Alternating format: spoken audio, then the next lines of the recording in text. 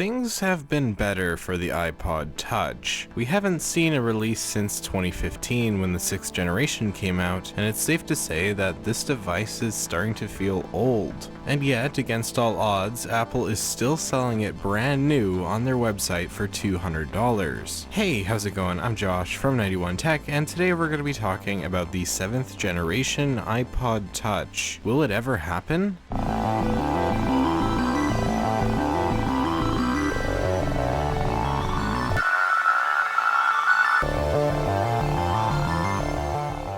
Firstly, you should go follow me over on Twitter and Instagram at 91_tech to increase the chances of the iPod Touch 7 coming out this year. What's that? You don't think it'll make any difference?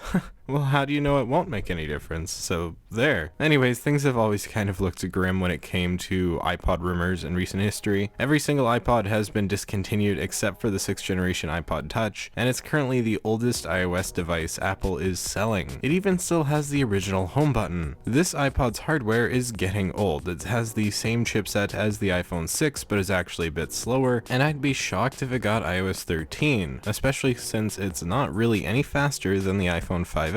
And this leads to the first reason I actually think the 7th gen iPod could be a thing. Apple is not going to continue selling this iPod Touch while it's completely unsupported, meaning it will have to be discontinued soon. Now, they might just discontinue it altogether, but if that was the case, why wait? It must be selling at least okay for it to still be on their website, otherwise they would have taken it down with the other iPods. My theory? I think we'll see an updated model in June at WWDC. This is obviously unconfirmed, but I'm not alone in thinking this. There have been numerous rumors about this happening, and analysts like Ming-Chi Kuo says Apple very well could release a new iPod this year. It makes sense, right? iPhones are super expensive, so an iPod Touch at around $200 to $300 could be very successful. It wouldn't take a SIM card, but it would connect to Wi-Fi and do nearly everything an iPhone would. I was fairly skeptical about the odds of a new iPod, but Apple surprised me back in March when they released the new iPad mini, the first since you got it 2015. That device also had the same processor as the iPhone 6 and drastically needed an upgrade, and Apple obliged, so props to them for that. Either the iPod will be discontinued this year, likely in June, or there'll be a new generation altogether. I'm definitely hoping for the latter, and I think it makes sense, but it could obviously go either way. What would we even see in an iPod Touch? Obviously this is speculation, but I would estimate the A12 chipset, 3GB of RAM, an 8-megapixel camera, and a 5-megapixel front camera. It likely would have the same general design but with Touch ID, and I think the headphone jack will remain. My reasonings behind this: I think the A12 and 3GB of RAM is a good estimation, although it could be 2GB of RAM instead. These are the same specs as the iPad mini. They'd be pretty top of the line right now, but come September the A13 chip will be out. This would follow the pattern of the last release, with the iPod getting the iPhone 6's processor only a few months before the iPhone 6S came out. It also makes sense because it would allow Apple to not bother upgrading it for at least 3 years, and possibly even another 4. That being said, the A12 chip is really good, and Apple could potentially put the A10 chip in there instead. That's the same chip as what's in the iPhone 7, which is the oldest iPhone being sold, as well as the cheapest iPad. The A10 is still pretty fast and would allow for at least 2 years before needing another upgrade. Mind you, I would really hope for the A12 chip.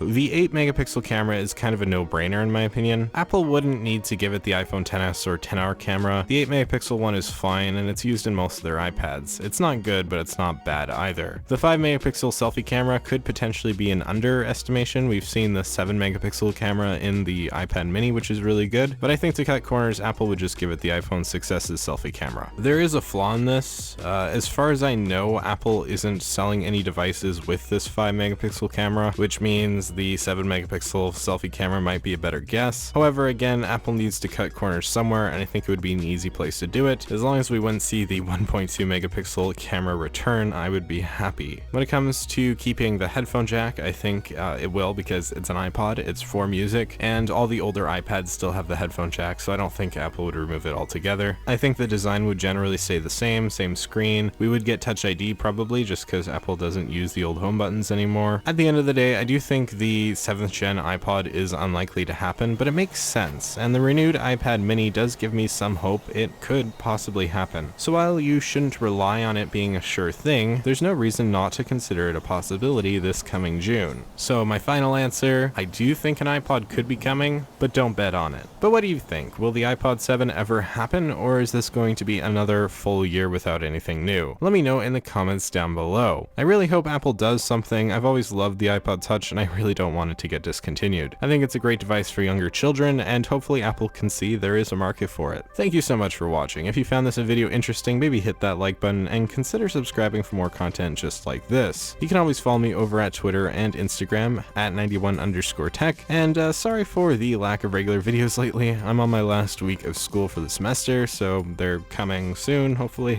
That all being said, I'm Josh from 91 Tech, and I will see you all next time.